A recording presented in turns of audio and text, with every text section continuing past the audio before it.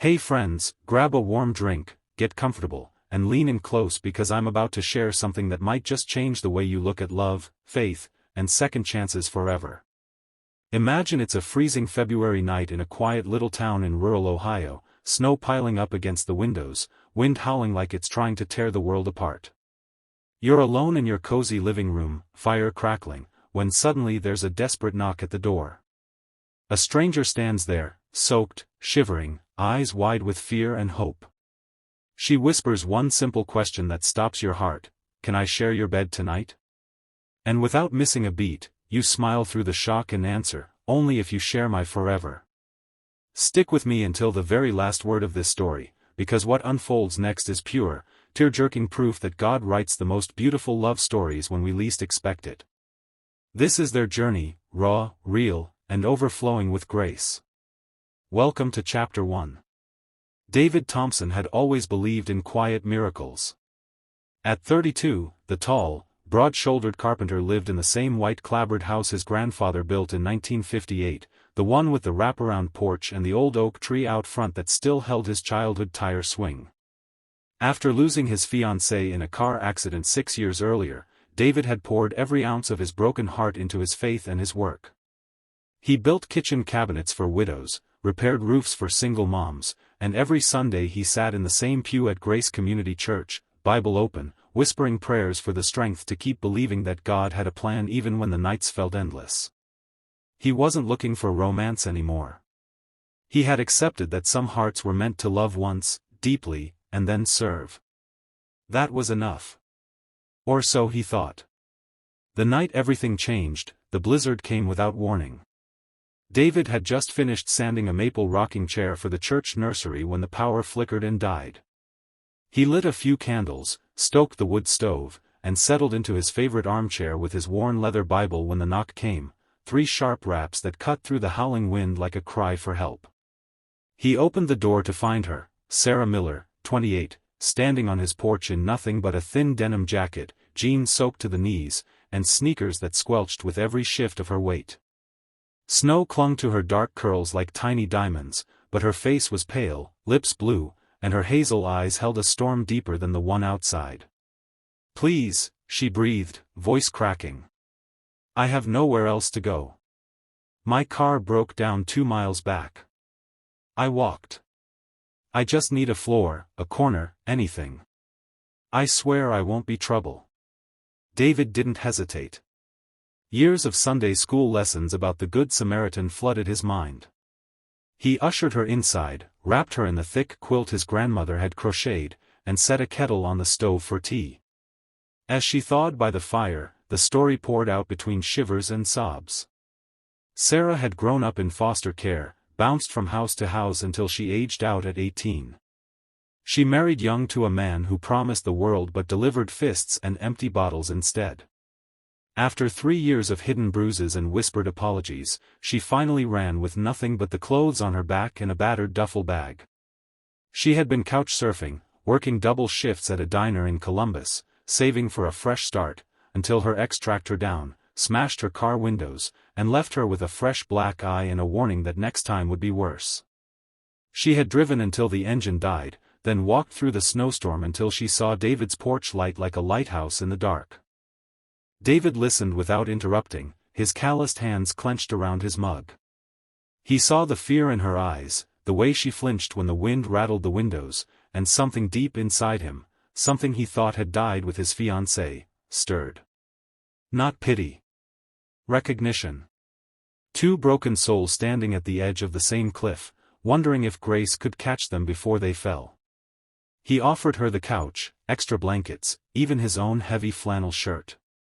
But as midnight crept closer and the storm roared louder, Sarah's trembling grew worse. She kept glancing at the front door like she expected it to burst open any second. Finally, in a small, trembling voice that barely rose above the crackle of the fire, she looked up at him and asked the question that would rewrite both their lives. "David. I know this sounds crazy, and I swear I'm not trying to. I'm so scared to be alone tonight. Can I share your bed? Just to sleep. Nothing more. I promise." The words hung in the warm air between them. David's heart slammed against his ribs.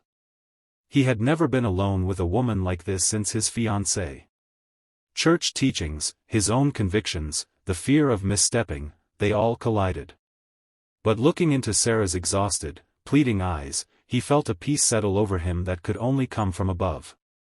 He smiled, gentle and sure, the kind of smile that reached his eyes for the first time in years. "Sarah," he said softly, "you can share my bed tonight, but only if you share my forever."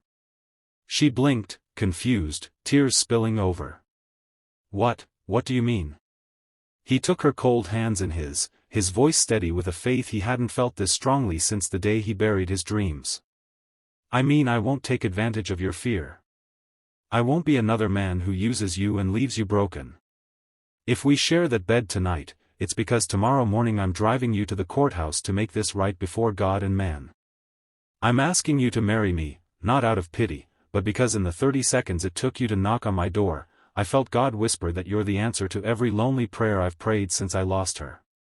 So yes, share my bed tonight, but only if you'll share my life, my home, my faith, and my forever." Sarah stared at him, mouth open, tears streaming freely now. She had expected rejection, suspicion, maybe even anger. Instead, she received a proposal wrapped in grace. In that moment, something cracked open inside her chest, the hard shell she had built around her heart to survive. She nodded, barely able to speak. "Yes," she whispered. "Yes, I'll share your forever." They didn't sleep much that night. They sat on the edge of the big oak bed with the handmade quilt, talking until the candles burned low. David shared about his lost love, how he had almost walked away from God in anger, how he had learned that healing sometimes comes disguised as a snowstorm and a stranger at the door. Sarah told him about the nights she had prayed for rescue, about the Bible verse her last foster mom had given her, "For I know the plans I have for you, declares the Lord, plans to prosper you and not to harm you, plans to give you hope and a future." She had clung to Jeremiah 29 verse 11 like a lifeline through every beating, every eviction, every hopeless night. By morning the storm had passed, leaving a world blanketed in white and sparkling like new mercies. David kept his word. They drove through the cleared roads to the county courthouse, bought simple gold bands from the only jewelry store open on a snowy Monday, and stood before a smiling judge who had married 3 generations of Thompsons. No big wedding, no guests, just 2 hearts choosing each other in front of God. When the judge pronounced them husband and wife, Sarah cried into David's chest as he held her like she was the most precious thing he had ever built. But real life isn't a fairy tale, and chapter 2 was about to test everything they had just promised. The first few weeks were a whirlwind of shy glances, shared meals, and late-night prayers.